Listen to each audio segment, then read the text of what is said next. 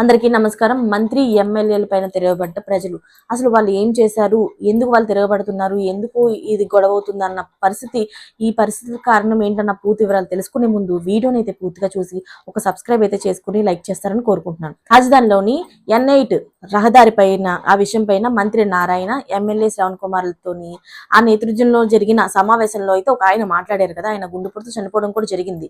ఆయన వెంటనే ఆ గుండెపోటుతో చనిపోవడంతో ఆ విషయం ఇప్పుడు పెద్ద హాట్ టాపిక్ గా తయారైంది కదా.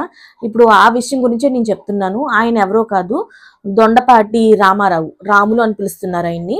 ఆయన అయితే మరణించిన విషయంలో అయితే ఈ విషయం అందరికీ తెలిసిందే. కాకపోతే ఎమ్మెల్యే శ్రవణ్ కుమార్ తో కలిసి పెమ్మసాని దీంటి రాములు మృతికి అయితే నివాళులు అర్పించడానికి రాముల స్వగ్రహానికి అయితే వెళ్ళారు. ఆ ఎమ్మెల్యేని మంత్రి గారు ఇద్దరు వెళ్ళారు. వాళ్ళు వెళ్ళినప్పుడు రాముల బంధువులు వారిని అయితే నిలదీశారు. రోడ్డు కింద ఇల్లు పోకుండా పక్కకు జరిపితే ఏమైపోతుంది మీకు అంటూ రాములు బామ్మర్ది గారు ఎవరైతే ఉన్నారో ఆయన జయరాం అయితే ఆగ్రహం వ్యక్తం చేశారు. మీ వల్లే మా బావ చనిపోయాడు అంటూ ఎమ్మెల్యే పైన ధ్వజమెత్తారు వాళ్ళందరూ కూడా. అయితే ఆయన బామర్దిని అయితే పెమ్మసాని గారు ఓదార్చారు. బంధువులకైతే సర్ది చెప్పారు.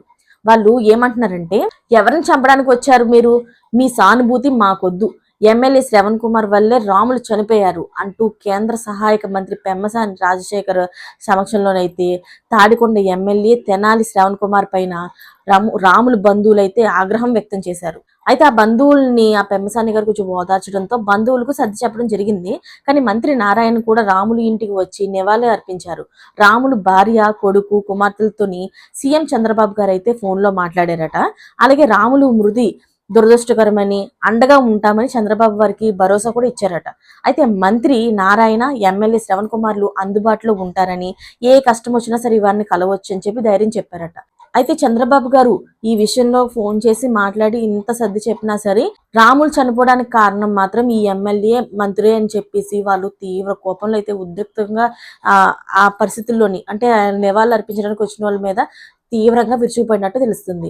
మరి ఈ విషయంలో మీకెవరు తప్పు అనిపిస్తుంది? నిజంగానే రాములు గుండెపోటు రావడానికి వాళ్ళే కారణం అంటారా?